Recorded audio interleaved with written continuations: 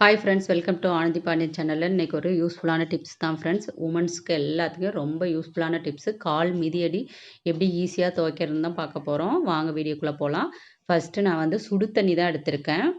Hot water எடுத்திருக்கேன். 4 மிதியடி இதில் நான் ஊற வைக்கிறேன். ரொம்ப சுடுது, இருந்தாலும் கையாலே உள்ளுக்கு அழுத்தி விட்டுட்டேன் பாருங்கள். சுடு தண்ணிங்கிறதுனால பபுள்ஸ்லாம் நல்லா வருது பாருங்கள். சுடு தண்ணியில் ஒரு அரை மணி நேரம் நல்லா ஊறணும். ஊறின பிறகு காட்டுறேன் பாருங்கள். இப்போ இதில் இன்னொரு வாளியில் பச்சை தண்ணியில் ஒரு அரை மணி நேரம் ஊற வைக்கணும். பாருங்கள் எவ்வளோ அழுக்கு வந்துருச்சுன்னு. ஒன்றுமே போடாத வெறும் ஹாட் வாட்டரில் நீங்கள் ஊற வச்சாவே போதும். பாருங்கள் நல்லா அழுக்கு நல்லா நிறையா வந்திருக்கு பாருங்கள். இந்த மேட்டு துவைச்சி ஒரு வாரம் தான் ஆகுது, அதுலேயே இவ்வளோ அழுக்கு வருதுன்னா பாருங்கள். இப்போ இது வந்து 2வது வாளியில் ஊற வைக்கிறது வந்து வெறும் பச்சை தண்ணி தான். இது ஃபஸ்ட்டு ஊற வச்சது சுடு தண்ணி ஹாட் வாட்டரில், 2வது ஊற வைக்கிறது பச்சை தண்ணியில். இதில் ஒரு அரை மணி நேரம் கொஞ்சம் நேரம் ஊறட்டும் நல்லா அழுக்கெல்லாம். கால் மேட் எப்போதுமே ஒரு வாரத்துக்கு ஒன்ஸ் நம்ம துவைச்சிடணும், இல்லைன்னா ரொம்ப அழுக்காயிடும். நாங்கள் வந்து ஃபேக்ட்ரி இருக்கிற பக்கம் இருக்கிறதுனால ரொம்ப டஸ்ட் அதிகமாக இருக்கிறதுனால வாரம் ஒரு இடு துவைச்சாலுமே இவ்வளோ அழுக்கு இருக்குது. இப்போ பாருங்கள், இப்போ இந்த 3வது வாளியில் சுடு தண்ணி தான். ரொம்ப ஹாட் வாட்ரு, ரொம்ப சூடாக இருக்குது. சோடாப்பு கொஞ்சம், பேக்கிங் சோடா கொஞ்சம், பவுட்ரு உங்கள் மேட்டுக்கு தகுந்த மாதிரி பவுட்ரு, டெட்டாயில் கொஞ்சம்.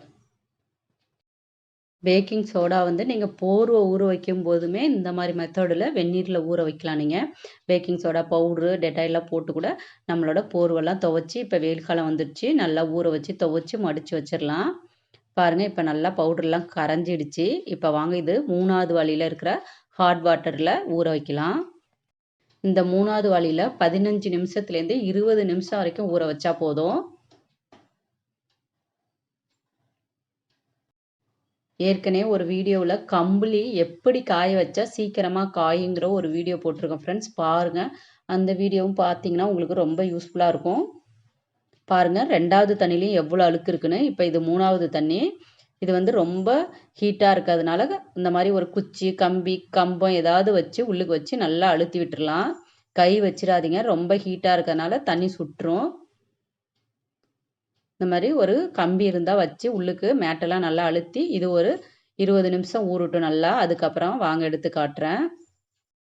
சின்ன குழந்தைங்க உங்கள் வீட்டில் இருந்தாங்கன்னா தண்ணி கம்மி பண்ணிவிட்டு ஏறி மிதிச்சாங்கன்னா கூட நல்லா அழுக்கெல்லாம் போயிடும்.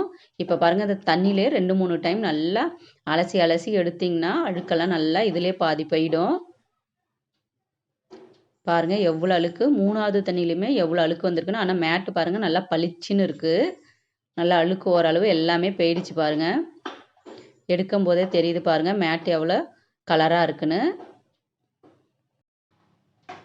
4 மேட்டு 100 ரூபான்னு நான் வாங்கினேன். இது ஒரு மேட்டு 25 ரூபா, 4 மேட்டு 100 ரூபான்னு வாங்கினேன். பாருங்கள் இப்போ வந்து வாஷிங் மிஷினில் போடுறவங்க வாஷிங் மிஷினில் போட்டுட்டு கொஞ்சம் பவுட்ரு கொஞ்சம் டெட்டாயில் ஊற்றிட்டு எவ்வளோ கம்மியாக உங்கள் வாஷிங் மிஷினில் டைம் இருக்கோ அவ்வளோ கம்மியான டைமில் வச்சு துவைச்சி நீங்கள் காய போடலாம். நானாக வாஷிங் மிஷினில் கால் மேட்டெல்லாம் எப்போதுமே போட மாட்டேன், கையால் தான் துவைப்பேன். இப்போ பாருங்கள் சோப்பு லைட்டாக போட்டால் போதும், போட்டு துவைக்கிறேன் பாருங்கள். இந்த நுரையில் பார்த்தாவே தெரியும் இப்போ அவ்வளவா அழுக்கு வரல பாருங்கள். வாஷிங் மிஷினில் துவைச்சிட்டு மறுபடி அதை க்ளீன் பண்ணிவிட்டு மறுபடி துணி போடணும். அது 2 வேலை. மிஷினையும் க்ளீன் பண்ணணும், மேட்டும். அதுக்கு கையிலேயே நம்ம துவைச்சிடலான்ட்டு கையிலேயே தான் நான் எப்போதுமே துவைப்பேன். மேட்டு துவைச்சோடனே வாஷிங் மிஷினை மறுபடியும் நம்ம க்ளீன் பண்ணுறது ஒரு வேலை. அதனால் கையிலேயே முடிஞ்ச அளவு நம்ம துவைச்சிடலாம். சின்ன பசங்க இருந்தாங்கன்னா ஏறி மிதிச்சா கூட அழுக்கெல்லாம் நல்லா போயிடும். கால் மிதியடி கிச்சனில் நல்லா பெரிய கால் மிதியடி எப்படி ரெடி பண்ணுறதுன்னு ஒரு வீடியோ போட்டிருக்கேன் ஃப்ரெண்ட்ஸ், பாருங்கள். ஒரு மிதியடியவும் இன்னொரு மிதியடியும் ஜாயின் பண்ணி எப்படி நம்ம யூஸ் பண்ணுறது. பெரிய மிதியடிலாம் இப்போ கடையில் விற்கிது, ஆன்லைனில் வாங்கினீங்கன்னா ரொம்ப ரேட்டு. இந்த சின்ன மிதியடியை எப்படி ஜாயின் பண்ணி பெரிய மிதியடியை நம்ம கிச்சனுக்கு யூஸ் பண்ணிக்கலான்னு வீடியோ போட்டிருக்கேன், அதோட லிங்க்கையும் தரேன் பாருங்கள். ஒரு 3 டைம் நல்லா அலசினீங்கன்னா நல்லா அழுக்கெல்லாம் போயிடும். இந்த கல் ஏன் காட்டுறேன்னா, உங்கள் வீட்டில் வெளியில் சில பேர் பாத்ரூம் நல்லா பெரிய பாத்ரூமாக கட்டியிருப்பீங்க. இந்த மாதிரி நின்றுக்கிட்டு துணி துவைக்கிற மாதிரி நாங்கள் கட்டியிருக்கோம். உங்களுக்கும் ஒரு ஐடியாவாக இருக்குன்னு தான் ஃப்ரெண்ட்ஸ் காட்டியிருக்கேன். வெளியில் படிக்கட்டுக்கு அடியிலலாம் பாத்ரூம் போடும்போது நல்லா பெரிய சைஸாக பாத்ரூம் வரும். அதுலேயே ஒரு கார்னரில் இந்த மாதிரி நின்றுக்கிட்டு துவைக்கிற மாதிரி கல் போட்டுட்டிங்கன்னா போர்வெல்லாம் துவைக்க மேட்டு துவைக்கிறதுக்கு ஈஸியாக இருக்கும் உங்களுக்கு. பாருங்க துவைச்சி வெயிலில் நல்லா காய வச்சுருக்கேன். காஞ்ச பிறகு உங்கள்கிட்ட மேட் எடுத்து காட்டுறேன் பாருங்கள். ஊற வைக்கும்போது காலையில் பாருங்கள் எவ்வளோ அழுக்காக இருந்தது. இப்போ துவைச்சி காய வச்சு எடுத்துகிட்டு வந்திருக்கேன் பாருங்கள். மேட்டு நல்லா பிரைட்டாக எப்படி இருக்குன்னு பாருங்கள். நல்லா க்ளீனாக அழுக்கு போயிருக்கு.